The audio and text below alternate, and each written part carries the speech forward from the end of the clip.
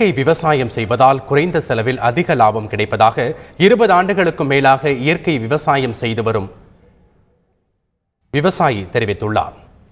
நாமக்கல் மாவட்டம் ராசிபுரம் அருகே உள்ள முள்ளுக்குறிச்சி கிராமத்தைச் சேர்ந்த விவசாயி வெங்கடாச்சலம் 20 ஆண்டுகளுக்கும் மேலாக இயற்கை விவசாயம் செய்து வருகிறார். இயற்கை விவசாயத்தில் வேளாண் பயிர்களுக்கு குறைந்த அளவு தண்ணீரே போதுமானது என்று அவர் கூறியுள்ளார். இன்னைக்கு இயற்கை விவசாயம் பண்ணிட்டு இருக்கிறோம். இயற்கை விவசாயம் பண்ணும்போது என்ன பண்ணணும்னா 10 நாளைக்கு ஒரு தண்ணி விட்டா போதும். இயற்கை ரசாயன உரம் போடும்போது 5 நாளைக்கு ஒரு தண்ணி விடணும். ஈரப்பதத்தை இழுத்து வச்சுக்குது. அது இல்லாத பூச்சி மருந்து அடிக்கும்போது அதை சாப்பிடும்போது அது நமக்கு ஒரு நோயாக மாறுது. அதனால் இயற்கை அந்த காலத்தில் பார்த்தீங்கன்னா நல்ல இயற்கையாக உரம் கொடுத்து பயிர் பண்ணாங்க. அப்போ நமக்கு நல்ல ஒரு அந்த பொருள் கெடாமல் இருந்தது. உடம்பு நல்ல திடகாத்தியமாக இருந்தது. இந்த ரசாயன உரம் நம்ம இனிமேல் பயன்படுத்தக்கூடாது அப்படின்னு பண்ணிவிட்டு நான் மாடுகளை பார்த்து வளர்த்து அதில் இருக்கிற சாணம் கேஸாக தயார் பண்ணிக்கிட்டு அடுப்பு எரிச்சிக்கிறேன். அந்த சாணத்தை நிலத்துக்கு போட்டுக்கிறேன்.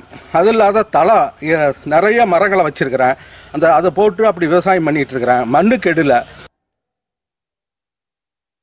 இயற்கை விவசாயத்தில் அதிக மகசூல் கிடைத்து வந்தாலும் காட்டுப்பன்றி, மயில் உள்ளிட்டவை அடிக்கடி பயிர்களை சேதப்படுத்தி வருவதாக தெரிவித்துள்ள வெங்கடாச்சலம் அவற்றை கட்டுப்படுத்த வனத்துறையினர் நடவடிக்கை எடுக்க வேண்டும் என்று கோரிக்கை விடுத்துள்ளார்.